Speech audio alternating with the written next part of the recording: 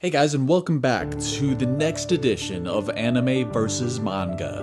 Now today we're going through chapter 35 of the manga and analyzing the major differences between that and the coinciding episodes of the anime. Now, as chapter 34 focused mainly on Frieza and Frost's alliance and Frieza's betrayal of Frost, chapter 35 focuses mainly on the Universe 11 Pride Troopers, Goku and Hit teaming up, and Hit versus Jiren. Now, the coinciding episodes in the anime are episode 104, featuring Goku and Hit teaming up against Dispo and Kunshi of the Pride Troopers, and episode 111, featuring Hit versus Jiren, which occurs directly after the Dragon Ball Super Special, in which Goku unlocks Ultra Instinct for the very first time. So first, let's get into Dispo and his role in the manga compared to the anime. He seemed to have a bigger role, at least in this portion,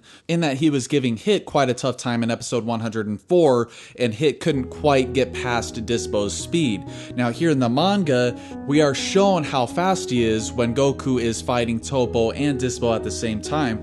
Now, it's interesting to note here that Goku is fighting both Dispo and Toppo at the same time as a Super Saiyan, whereas earlier in the manga, Toppo was taking on Super Saiyan to Super Saiyan God and defeating Super Saiyan Blue Goku in their little match that they had. And I should also mention here that Goku actually never fought Toppo in the Tournament of Power in the anime. So we get a little bit of a taste of Dispo's speed here when Goku can't hit him, whereas in the anime we get a lot more for what he's capable of, in that he is giving Hit such a hard time with his speed and kind of working around Hit's time skip. So when this is happening, when Dispo's giving Hit a hard time, Goku jumps in, and then we get the Goku and Hit team up against Dispo and Kunshi with the, lasso of truth, as I like to call it. So moving on to Goku and Hit's team up, they actually team up against Jiren in this instance, and we get the scene similar to the one in episode 109 in the anime, where Goku is trying to fight Jiren. In the anime, he goes from base to Super Saiyan to God, and then finally to Blue, and then Kaioken after that. But in this instance, he goes straight to perfected Super Saiyan Blue, according to Whis. And after not being able to do anything, we get the Goku and Hit team up versus Jiren, which we did not get in the anime. So, and this brings us to Hit's inevitable elimination, which in the anime was in episode 111. Now, since Goku and Hit are teaming up against Jiren here, this is where the biggest difference, I think, comes in, to where in the anime Goku was tired out from fighting Jiren already and going all out and triggering Ultra Instinct.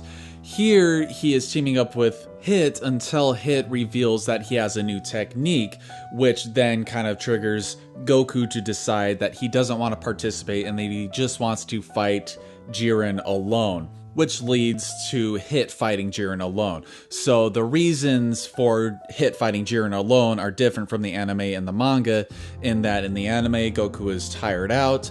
In the manga, Goku decides not to team up with Hit with his new technique, which leads to Hit's new technique, which has similarities between the anime and the manga, in which we have the kind of time cage. In the anime, it seems to stop Jiren entirely, whereas in the manga, it kind of just slows him down, giving Hit the advantage to get some good hits on him, pushing him to the edge of the stage. But turns out Jiren is holding back and is able to speed up to counteract the effects of the slowed time of the time cage and essentially eliminate Hit. So in the anime, Hit has Jiren frozen and is about to eliminate him, but Jiren uses his staring technique to stop him and eventually overpower him and eliminate him that way and blasts him out. Here, he speeds himself up, gives Hit a good old Shoryuken, and Hit is done.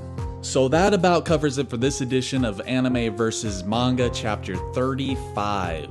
As always, if you want to add a little bit in the comments below, anything I might have missed, let me know in the comments. And as always, stay tuned for the next edition of Anime vs. Manga, and take it easy.